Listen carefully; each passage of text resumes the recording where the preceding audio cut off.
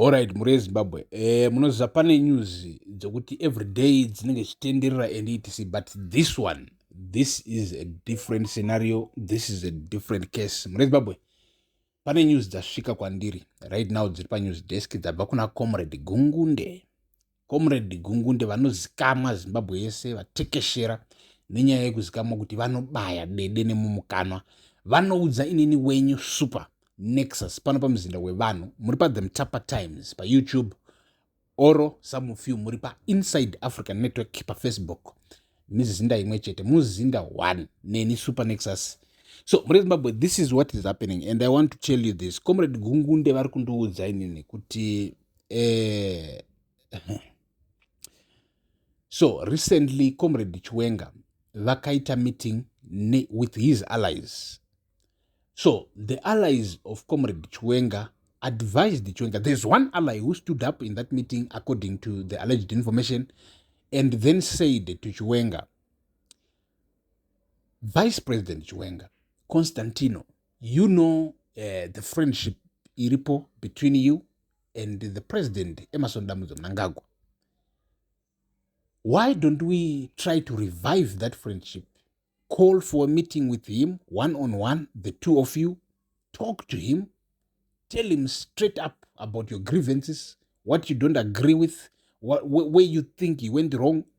Because, I mean, Chiwenga has been saying things about Mnangagwa publicly, achishandisa tuma metaphors, achishandisa Bible stories, etc.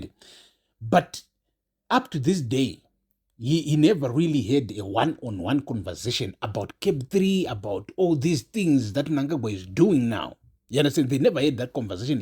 When they are together, he pretends like everything is all right. That's why vachitipa fake, image on a political level, vachitama meetings, etc.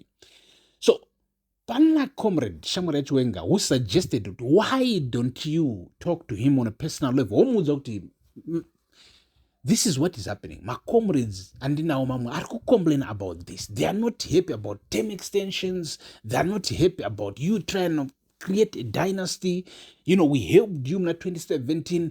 They want Chiwenga to talk to Mnangagwa like that. So, this is not the first time something like this coming up. This is not the first time something like this coming up. We once reported, it's like 3-4 months now ago, about Valerius Banda. Like Valerius Banda once made like something like a joke where he said, "Kanapane, mama factions are kuitika in Zimbabwe, makuna ma factions are in Zimbabwe. Why our Mongameli? Yes, yeah, labo abapambili kuna lento, labo abanikazi bema faction lawo or ama leaders." Ama-faction lawo vatungamiriri vema-faction andile why vangangeni vave ne-meeting vawu-2 sivavalele hanzi ngativharire vanava tovharira vosara vari 2 kusvika vawirirana ndo patovhura door. It was like a joke, but he didn't really mention, but wangoti kana pane ma-factions of which is Mnangagwa versus Chiwenga andile. So it's not the first time an issue like this is coming up, but now it's serious because muri Zimbabwe Comrade Gungunde vaenderera mberi vachitiudza kuti vana vevhu panotori nemove yaitwa right now towards this goal yekuti Chiwenga naMnangagwa vari 2 seboys vovharigwa inzi kuti vovharigwa vari vopinda votaurirana Chiwenga wopa Mnangagwa ma-complaints because the problem right now muri Zimbabwe is that Mnangagwa is on a serious propaganda campaign. And he himself, if you listen to people who are close to him, you can see that he now believes his own propaganda. He now believes in his own propaganda. Kuroti, iye ne boys reproduce naye vakabika tuma stories, vakabika narration, vakabika chi, vakati maZimbabweans ari kuda Cape 3, maZimbabweans ari kufarira Cape 3. You see, let me tell you this. Something very important. I was watching a video. Muswe Zimbabwe Defense Forces Celebration Day, which was 2 days ago or 3, right? And then stadium. And then pane chiportion chiri mustadium chakapfeka white ende mapostori aya ari kuimba mucharamba muchitonga Mnangagwa, something like that. Mucharamba muchitonga Mnangagwa, mucharamba muripo chichichichi muri yeZimbabwe. Aish, vana vevu, tenge tichikuudzai inini Super Nexus panapa tichikuudzai each and every day kuti wiki neuchivhayo is on a direct political campaign. Ndakanguri ndataura zvinhu izvi, and please listen to me. Kana ndichiti nini tiri kugwisana a very organized mafia. Some of you don't really understand what Nexus urutaura kuti chii wewe.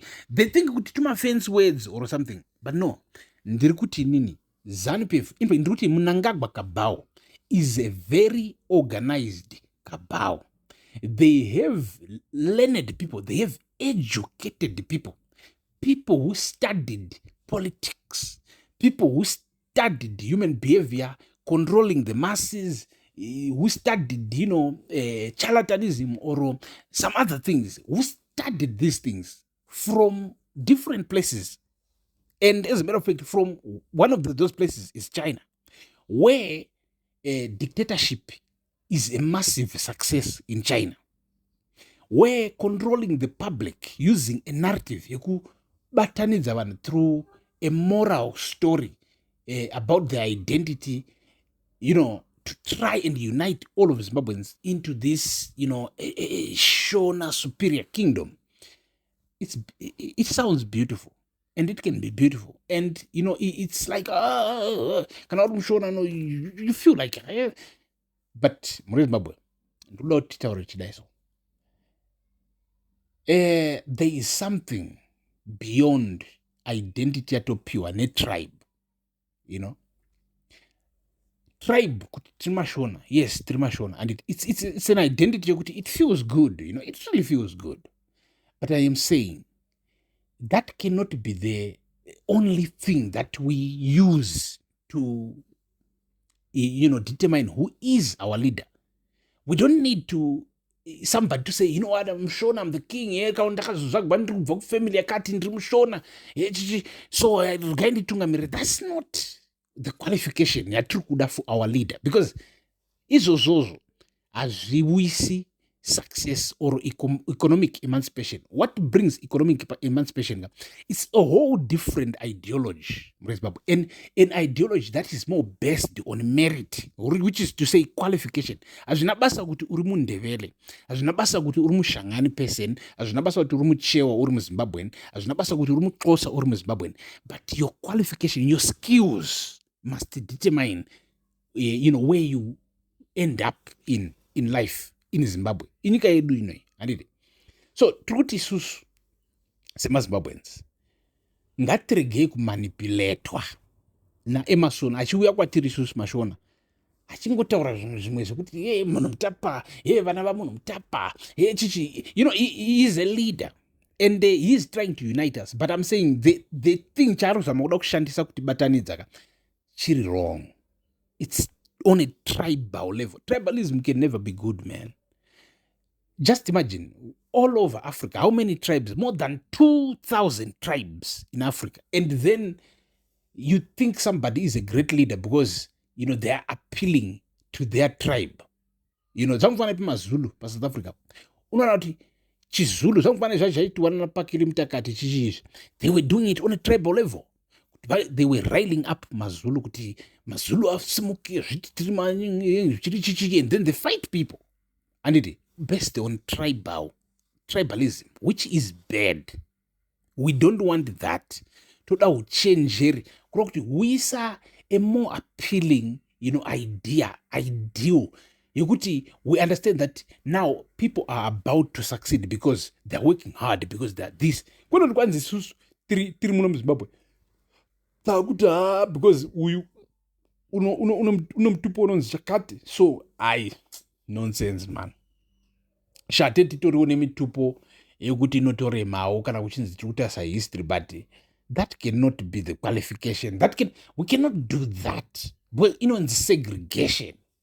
Kuti iwe pasi nezvo munoziva ngatibatane nyika iyi ndeyedu and tiri kuzobudirira.